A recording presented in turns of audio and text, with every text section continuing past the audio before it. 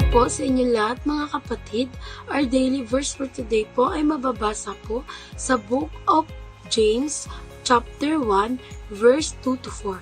At ito po ang sinasabi. Count it all joy, my brothers, when you meet trials of various kinds, for you know that the testing of your faith produces steadfastness. And let steadfastness have its full effect, that you may be perfect and complete, lacking in nothing. Dahil mga kapatid, sa panahon natin ngayon mga kapatid, ang dami nating pagsubok na nararanasan at mararanasan pa lamang. At sa mga pagsubok na iyan mga kapatid, tayo nakakaramdam ng pangamba at takot. Ngunit mga kapatid, huwag po tayong mabahala dahil meron po tayong Panginoon na pwede po nating lapitan sa oras po ng ating mga pagsubok. At don't give up mga kapatid dahil sa pamamagitan po ng ating Panginoon, tayo po'y palalakasin niya at tayo po'y bibigyan niya ng lakas upang po'y mga pagsubok po natin ay ating malagpasan. Na tayo lamang po ay magdasal at huwag po natin siyang kakalimutan at tayo lumapit sa Kanya at humingi ng gabay at tayo gagabayan lamang po niya. Naway na bless po kayo sa araw po na ito at ito lamang po. God bless us po and stay safe po.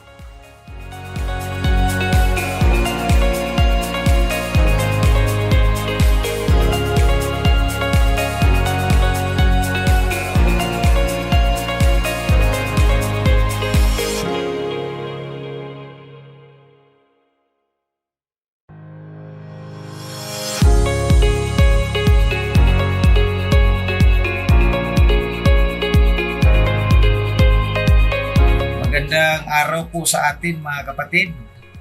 Ang verse po natin sa umaga po ito ay mababasa natin sa Awit 51 verse 12.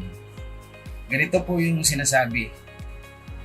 Ang galak ng dulot ng inyong pagliligtas, ibalik at ako po'y gawin mong tapat. Pagpalain nawa ang pagkabasa at pagkarinig ng talataang ito.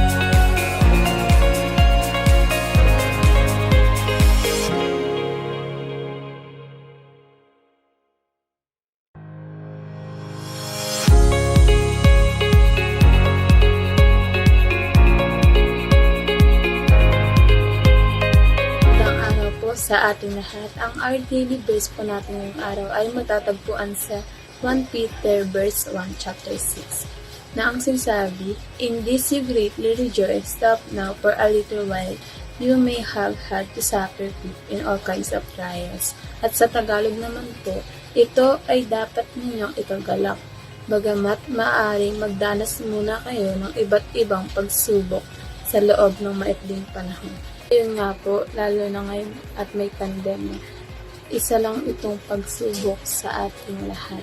At hindi naman magbibigay ang Diyos ng pagsubok sa atin na alam niyang hindi natin ito malalagpasan. Kaya huwag tayong sumuko. Pray lang ng pray at malalagpasan din po natin itong lahat ng mga pagsubok na binibigay niya.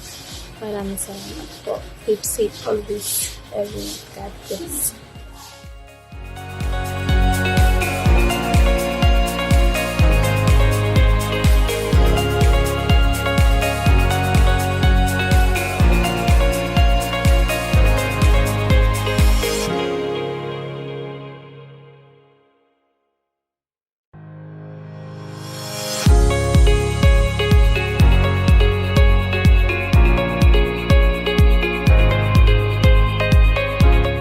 Magandang araw po sa ating lahat. Narito po tayong muli upang pakinggan ang our daily verse na makikita sa Philippians chapter 1 verse 29 na magsasabing, Ipinagkaloob niya sa inyo ang karapatang makapaglingkod kay Kristo, hindi lamang ang manalig sa Kanya, kundi ang magtiis din naman dahil sa Kanya.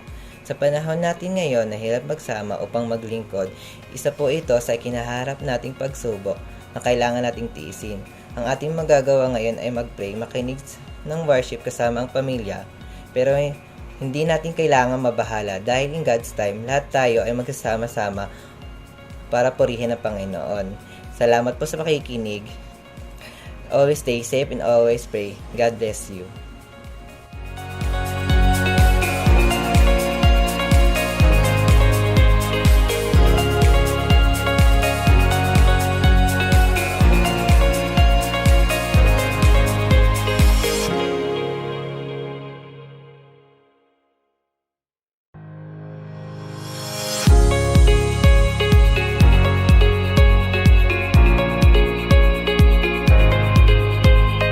Magandang araw po sa ating lahat. Ang ating daily verse po matatagpuan po sa Santiago chapter 1 verse 12. Ito po ang sinasabi.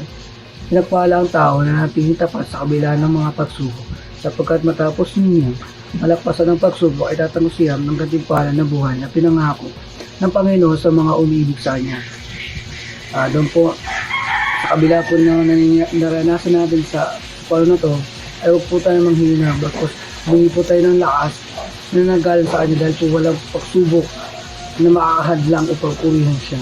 Kailan po, maraming po salamat.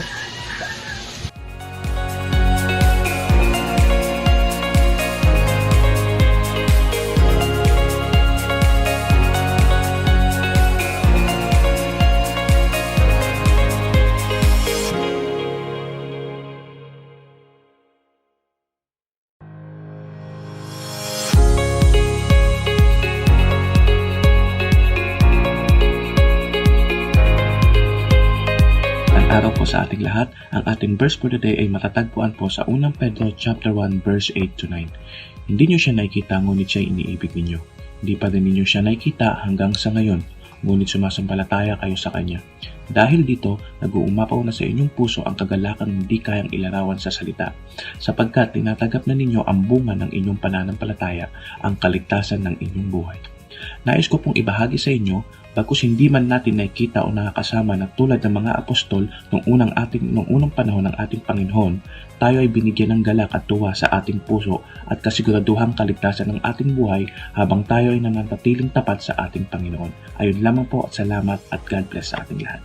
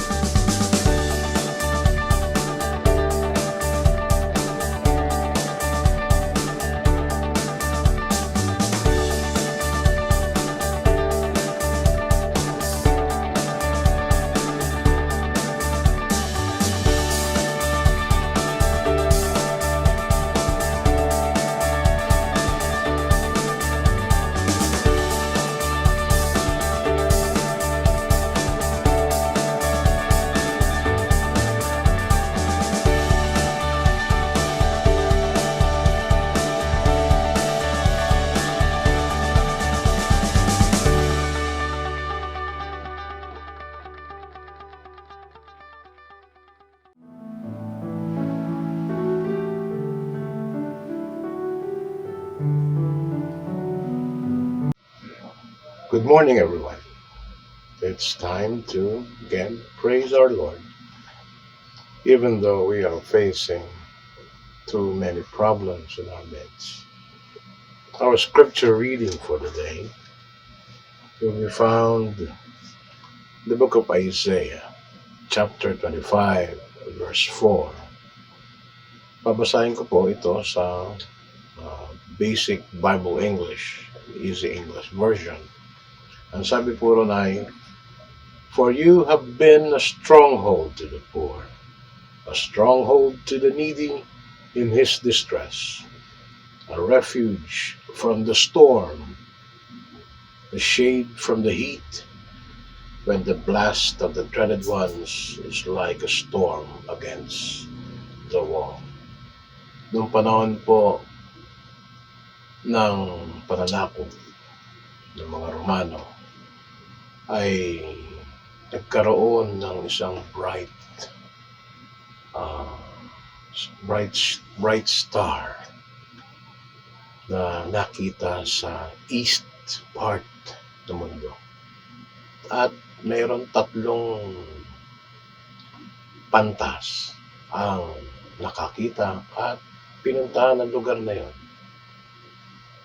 At ang sinabi po ron sa aklat ng Mateo, sa Matthew 1:23, i-quote ko na lang po, ay isang bahagi. And when Jesus was born, ang sabi po ron ng prophecy is, God is with us. Emmanuel. You see, when God is with you, you say nobody can be against you.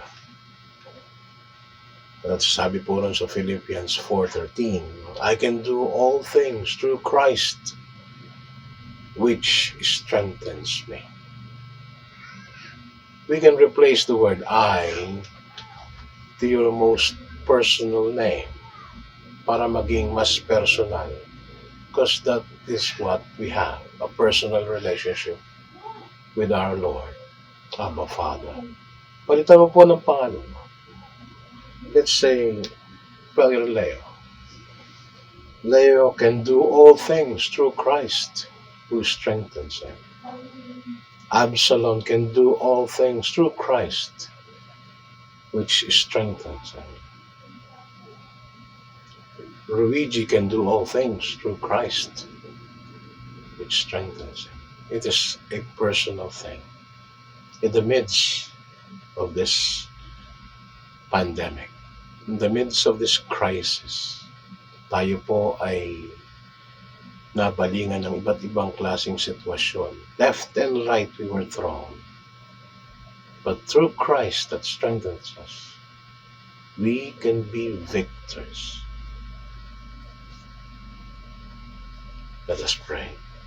Father, we come before your throne of grace, asking for your cleansing for every wrong that we have done.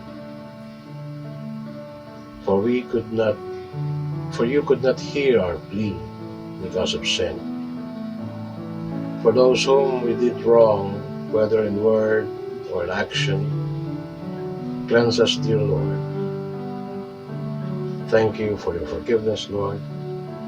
So now we can come to you boldly as your children.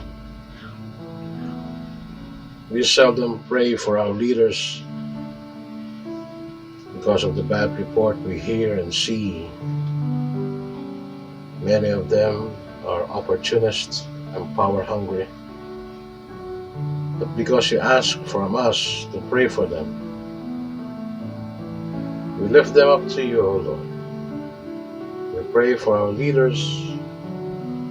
Give them the desire to serve not only themselves, but you, dear God, and us.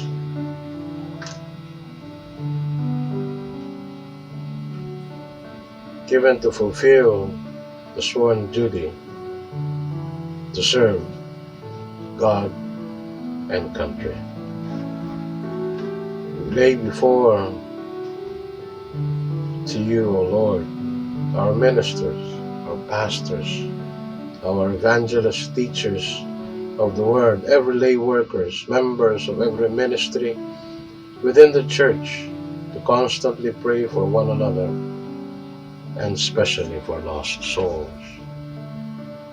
We pray for frontliners who untiringly commit their whole lives in serving the very needy of today.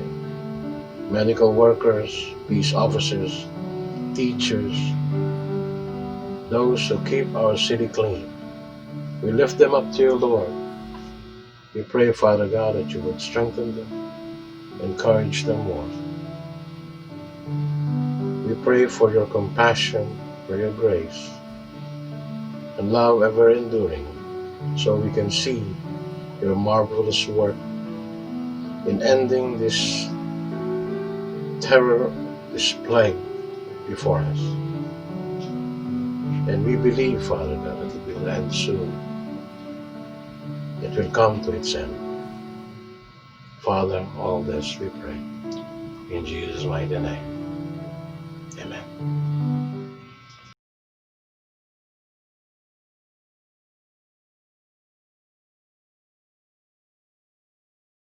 It's another day to give thanks to the Lord.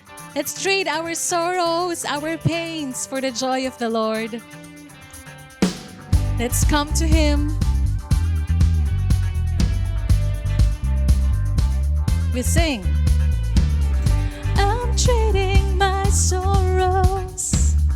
I'm trading my shame.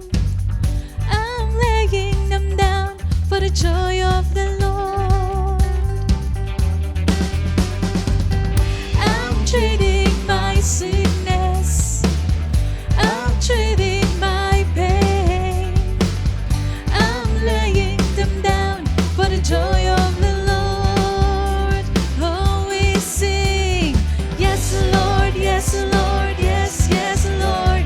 Yes, Lord, yes, Lord, yes, yes, Lord.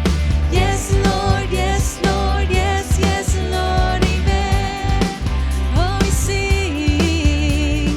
Yes, Lord, yes, Lord, yes, yes, Lord.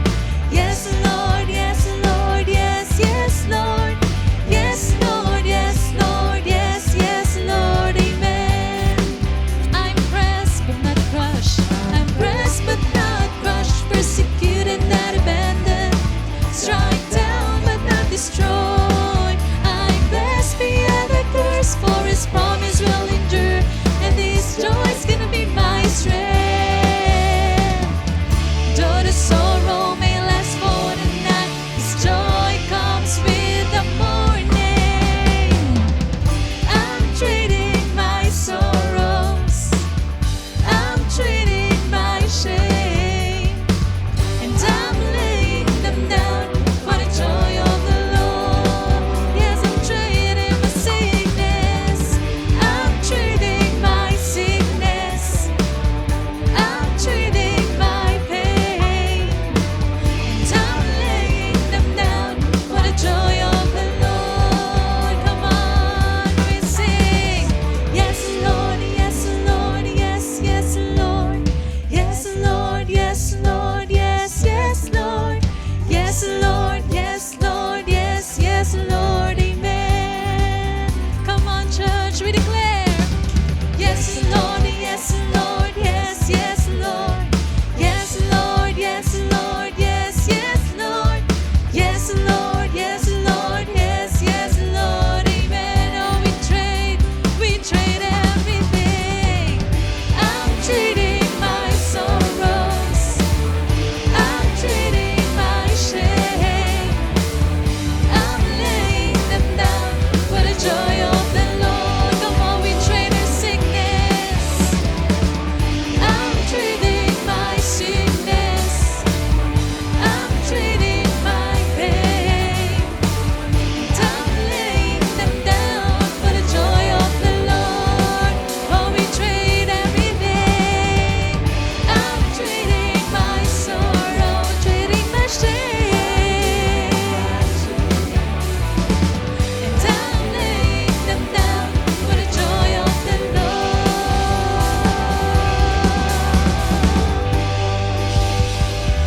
Yes, we trade everything.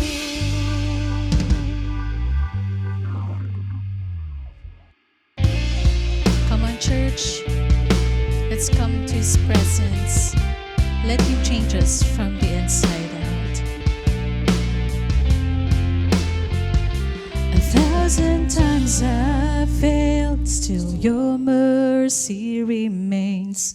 Should I stumble again, still I'm caught in Your grace.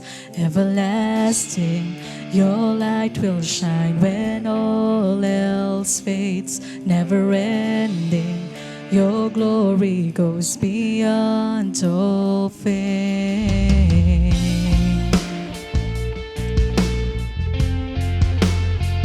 Oh, let Your will be done.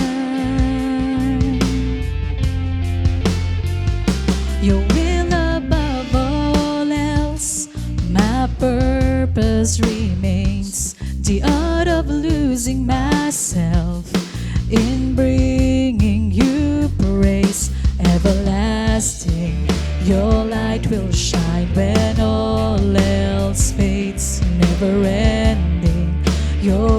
glory goes beyond all faith. Yeah, my heart and my soul, I give you control.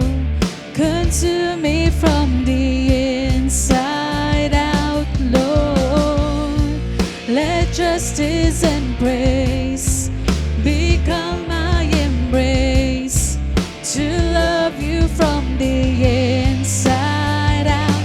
Everlasting, your light will shine when all else fades. Never ending, your glory goes beyond all fame. And the cry of my heart is to bring you praise from the inside out, Lord. My soul cries out, Lord. My soul cries out.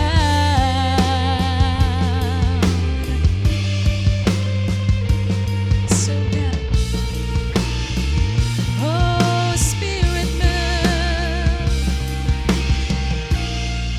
my heart and my soul, I give you control.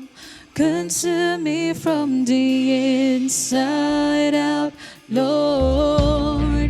Let justice and praise become my embrace, to love you from the inside out. Everlasting, your light will shine when all else fades. Never ending, your glory goes beyond all fame. And the cry of my heart is to bring you praise from the inside out, Lord. My soul cries out. Everlasting, your light will shine when all else fades. And never ending, your glory goes beyond all fame. And the cry of my heart is to bring you praise from the inside out, Lord. My soul cries out from the inside out, Lord. My soul cries out from the inside out, Lord. My soul cries out.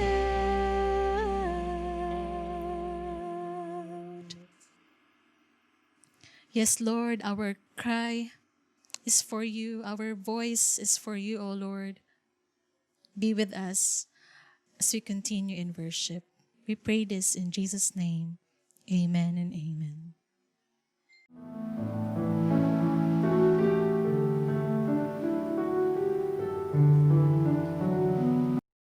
Magandang umaga sa ating lahat, mga kapatid. Kumusta na po kayo? Nawa ay tayong lahat ay nasa mabuting kalagayan.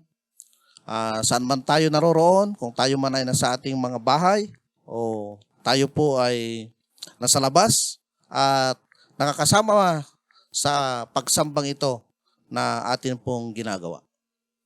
Sa umagang ito ay atin pong itutuloy ang tinatalakay ng mga iba nating kapatid na siyang nagkaloob ng mensahe ng ating Panginoon sa nakaraang 2 linggo.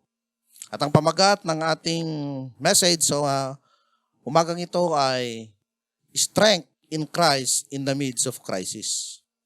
Kalakasan kay Kristo sa gitna ng krisis na atin pong hinango sa sulat ni Apostol Pablo sa mga taga-Pilipos sa kabanatang 4, talatang 11 hanggang 13. Akin pong babasahin sa salitang Ingles. Not that I speak in regard to need, for I have learned in whatever state I am to be content. I know how to be abased, and I know how to abound. Everywhere and in all things, I have learned both to be full and to be hungry, both to abound and to suffer need. I can do all things through Christ who strengthens me. Bigyan ko lamang ng diin, mga kapatid, ang talatang 13 sa Tagalog. Ang lahat ng mga bagay ay aking magagawa doon sa nagpapalakas sa akin. Akin pong hinihiling na ang bawat isa sa atin, mga kapatid, ay samahan ako sa isang panalangin. Amang Diyos na makapangyarihan sa lahat, Ama, kami po ay nagpapasalamat na muli sa umagang ito.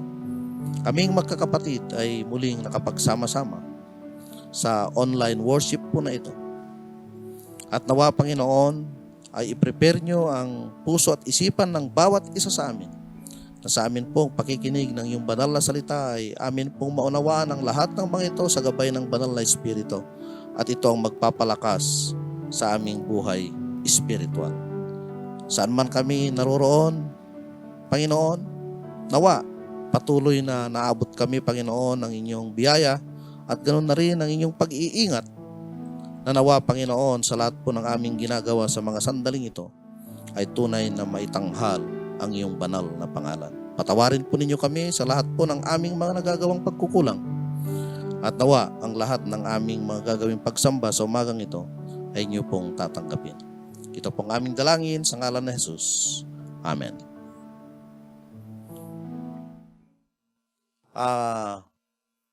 Sa Wikipedia ay mayroon pong topic doon na the world today is in the midst of crisis at the impact of COVID-19 in religion. Nakalagay po doon, mga kapatid, na buong mundo ay nagsuffer. Hindi lamang po mga Kristiyano, kundi maging ang mga Buddhist, ang mga Muslim, lahat po ng religion ay naapektuhan dahil po sa pandemic na ito. At sa Amerika, nagkaroon po ng survey doon kung ano po ang naging long-term effect sa personal na religious life ng mga Amerikano. At ako po ay natutuwa na 3% lamang po yung nag-decline ng kanilang religious life. At ang sabi po dun sa survey, 19% ng mga Americans ay lalo pang lumakas ang kanilang pananampalataya. At marami rin po akong nakakausap na despite na sa mga bahay-bahay lamang ginaganap ang mga pananambahan, ay lalong tumibay ang pananampalataya ng ating mga kapatiran dito sa Pilipinas. At nagpapatunay lamang yan, mga kapatid, na bagamat dumadaan ang mga Kristiyano sa anumang pagsubok, ay sa pamamagitan ng ating pananampalataya sa ating Panginoong Diyos at sa Panginoong Hesukristo, ay atin pong napaglalabanan at lalo pang tumitibay, mga kapatid, ang ating pananampalataya. Ipinakita ni Apostol Pablo kung paano pong mamuhay na matagumpay laban po sa mga pagsubok sa buhay, maging ito man, mga kapatid, ay kagutuman, ang sabi po niya, o kaya'y kasaganaan.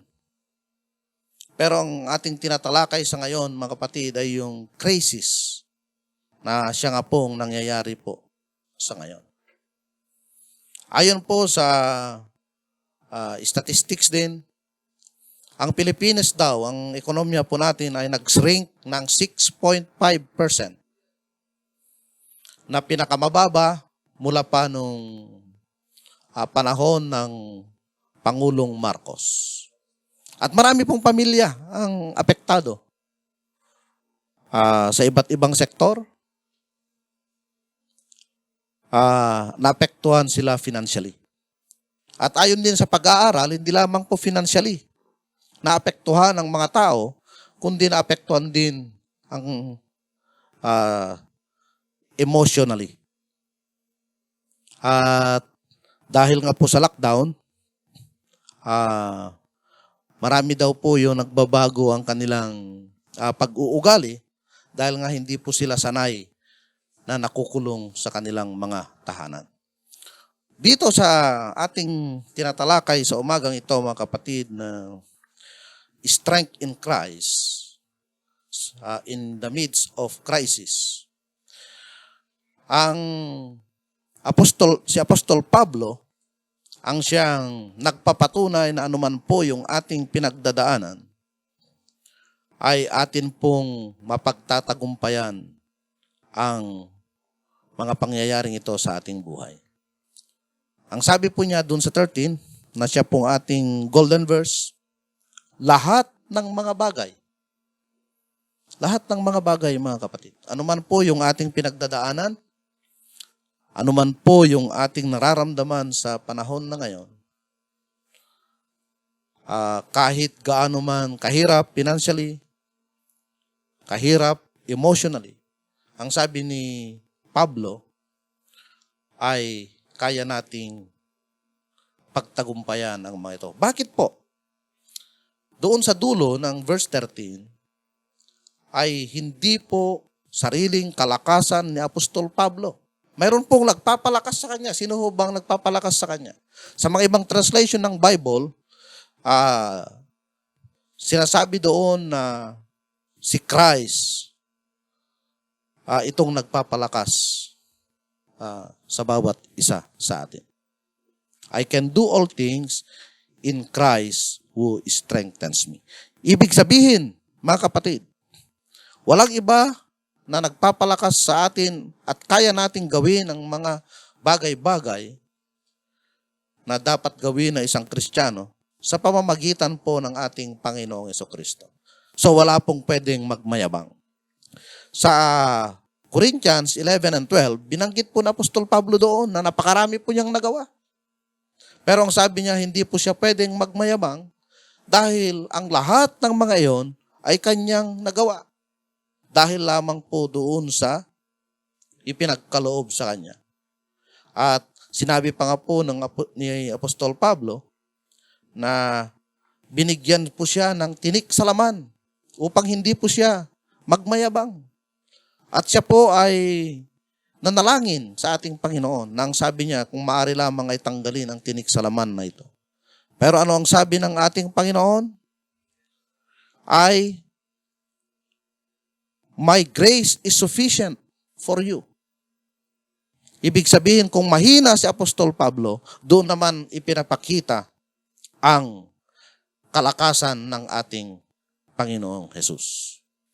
Kaya ang sabi ng Apostol Pablo sa Filipos 3:7 hanggang patuloy, na ang sabi niya, gayon man ang mga bagay na sa akin ay pakinabang, ay inari kong kalugihan, alang-alang kay Kristo. Nawalan man siya, mga kapatid, ng mga bagay-bagay.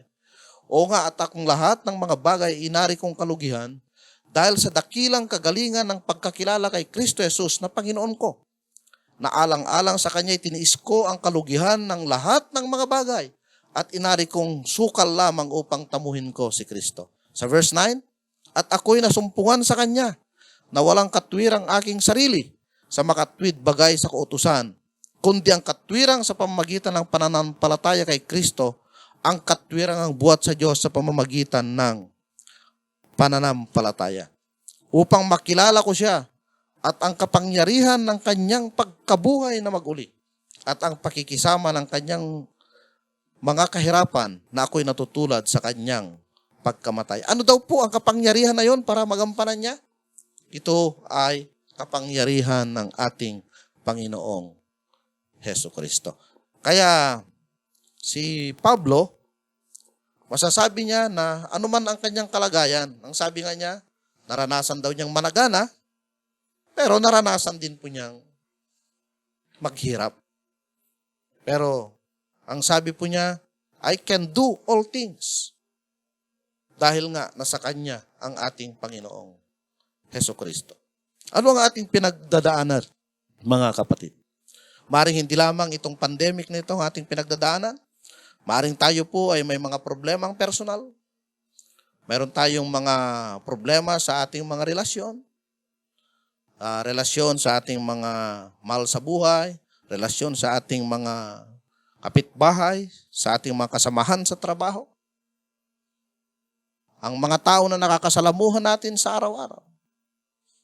O mismo ang ating trabaho, tayo po ay nagkakaproblema. Panghawakan natin ang sinasabi ni Apostol Pablo. Ang sabi niya, I can do all things through Christ. At ang sabi nga doon, mga kapatid, na maaring mayroong mawawala sa atin. Pero ang sinabi nga ni Apostol Pablo, inari kong kalugihan ang lahat ng mga bagay upang makita lamang ang kapangyarihan ng Panginoong Hesus sa kanyang buhay. Kaya malimit nating nakikita, lalo na nga po sa mga funeral service. Yung kanyang binanggit din sa Philippians 1:21, nang sabi, "For me to live is Christ, and to die is gain." Nang pamumuhay kay Pablo ay walang iba kundi ang Panginoon. Ang nakikita ang Panginoong Hesus sa kanyang buhay at upang maipahayag niya ang ating Panginoong Hesus sa iba't ibang dako sa pamamagitan po ng kanyang pamumuhay. So, tina-challenge ko po ang bawat isa sa atin ngayon. Mayroon po tayong kalakasan.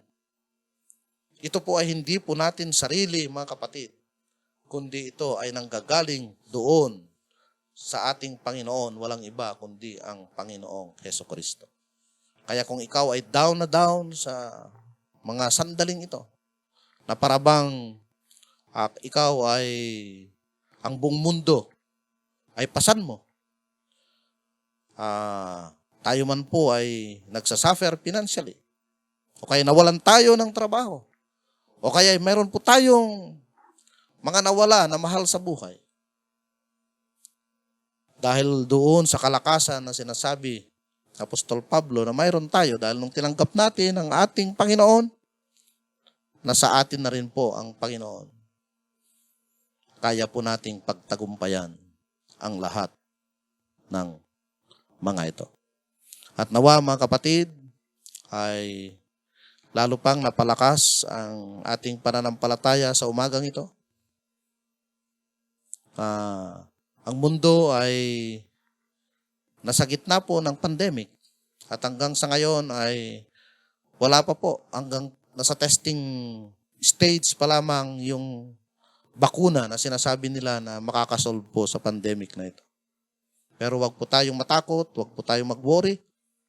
May kalakasan po na mayroon po sa atin. Walang iba yan kundi ang kalakasan na ipinagkakaloob ng ating Panginoong Hesukristo. Tayo po ay muling manalangin. Amang Diyos, muli kaming lumalapit sa iyo na nagpapasalamat. Nawa sa ilang sandali na amin pong pinakinggan ang iyong mga banal na salita. Napagkalooban kami ng kalakasan na nanggagaling sa inyo.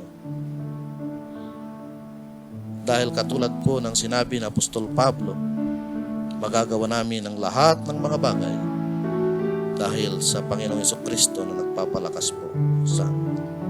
Yes, Lord God, meron man kaming mga suliranin, mga problema, mga kabigatan, mga dinadala. Lord, alam namin na sa pamamagitan po ninyo, kaya po namin mapagtagumpayan ang lahat ng mga ito. Yes, Lord God, nawa, na-bless po kami sa inyong mga salita sa umagang ito. At ito ang lahat ng aming dinadalangin sa ngalan ni Jesus. Amen.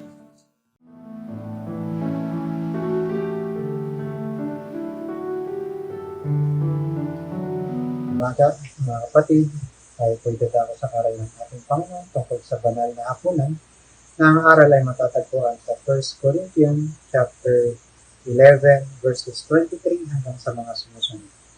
Ganito po ang pagkabasa. Ito ang aral na tinanggap ko sa Panginoon at ibinibigay ko naman sa inyo.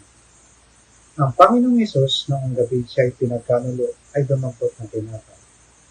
Nagpasalamat at pinagpira-piraso ito at sinabing, ito ang aking katawan na hinahandog para sa inyo.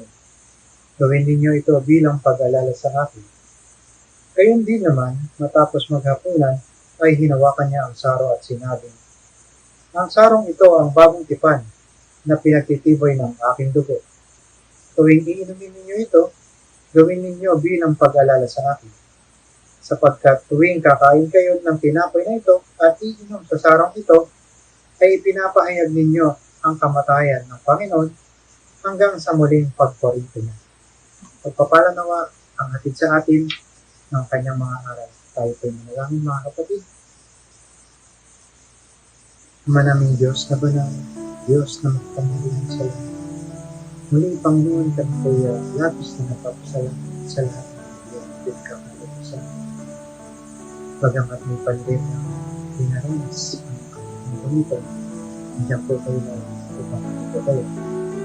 Maraming salamat Panginoon sa patuloy na pagprotekta sa amin, na patuloy na paglayo sa amin sa sakit na ito.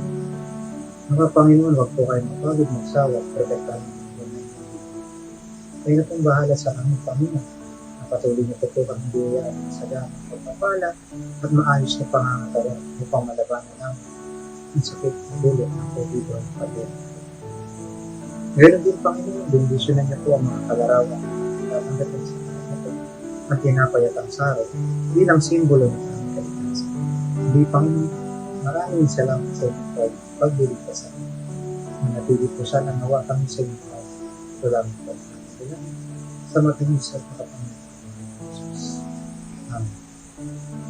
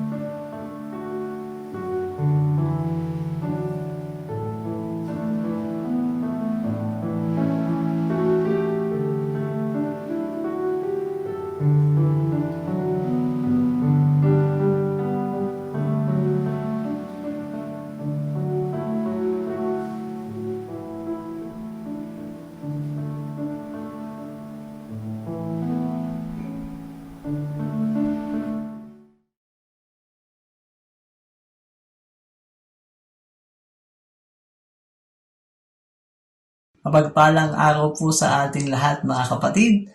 Para po sa ating pagbibigay, nais ko pong basahin sa inyo ang aklat ni Pablo sa aklat ng ikalawang Korinto chapter 9 verse 6 hanggang 8. Ito po ang sinasabi, at ito ang ibig kong sabihin, ang nag-aasik ng bahagya ay mag-aani rin ng bahagya, at ang nag-aasik ng sagana ay mag-aani rin ng sagana.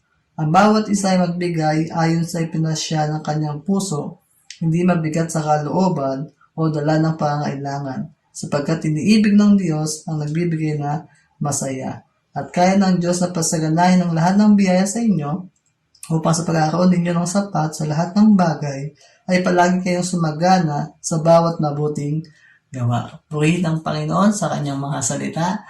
Tayo po'y sama-samang manalangin. Panginoong Diyos na dakila at makapangyarihan, Diyos na pinagmumulan ng aming mga tinatangkilik, maraming salamat Panginoon sa iyong magandang loob sa amin, sa mapagpapalang ito na aming nakakanasan. Nawa, patuloy kami Panginoon na makapagbigay ayon sa aming pinasya, hindi mabigat sa kalooban, o anuman ang mga pangangailangan namin sa araw-araw, lalo na sa pandemic na aming nakakanasan Panginoon. Sapagkat ang makapagbigay sa iyo ay isang oportunidad, isang pagpapala sa bawat isa sa amin, Panginoon. Sapagkat sa puso namin kayo tumitingin, Panginoon, hindi kung anuman ang aming mga kakayahan o anuman ang aming mga tinatangkilik. Salamat, Panginoon. Patuloy kami na malapit sa iyo, Lord, sa aming mga trabaho, sa aming mga negosyo. Ingatan niyo po kami lagi, Panginoon. At gayon din sa mga kapatiran na naghahanap po ng trabaho, ng pagkakitaan. Nawa, pagpalain niyo po sila na makasumpo na upang sila yung Panginoon ay makapagbigay sa inyo, makatulong sa kapwa at may sapat na pangangailangan sa pang-araw-araw, Panginoon. Maraming salamat, Panginoon, sa iyong mga biyayang ito na ng pag-ibig na diyong kasiglahan, Panginoon, sa aming pagdilingkod at pagbibigay sa inyo. Maraming salamat, Panginoon, pagbalain niyo po ang bawat isa sa amin. Ito po ang aming dalangin sa tanging pangalan ni Jesus. Amen. Mercy is falling, is falling, is falling. Mercy, it falls like a sweet spring rain. Mercy is falling all over me. Hail, I receive your mercy. Hail, I receive your grace. Hail, I will dance forevermore.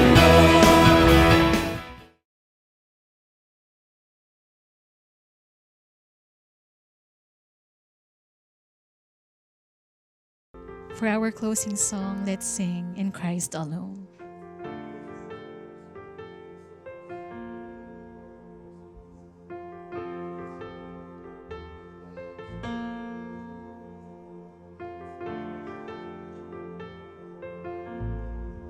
In Christ alone, my hope is found. He is my light, my strength, my song. This cornerstone, this solid rock, firm to the fiercest drought and storm.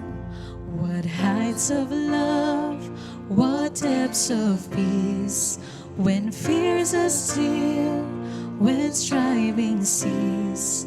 My comforter, my all in all, here in the love of Christ I stand.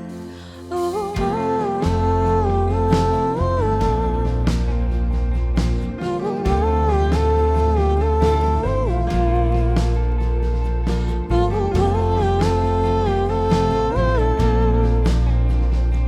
oh,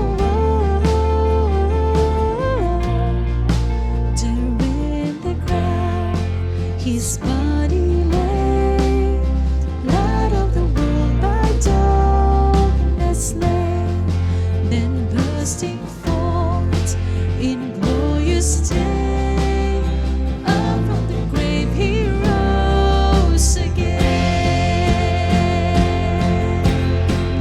And as he stands in victory, since curse has lost its grip on me, for I am his and he is mine, bought with the precious blood of Christ.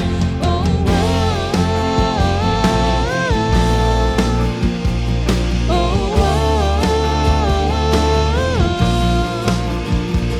oh,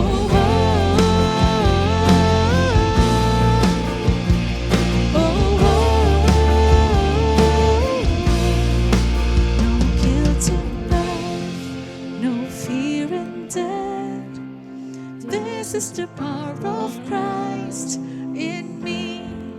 From life's first cry to final breath, Jesus commands my destiny. Power of hell, no scheme of man can ever pluck me from his hand till he returns or calls me home. Here in the power of Christ I'll stand. Oh, oh, oh,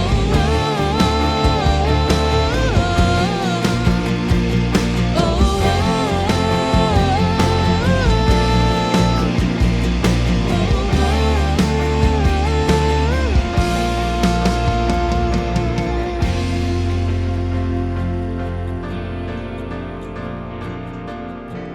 thank you for the power of Christ in our lives. Thank you, O Lord God. We pray this in Jesus' name. Amen. Amen.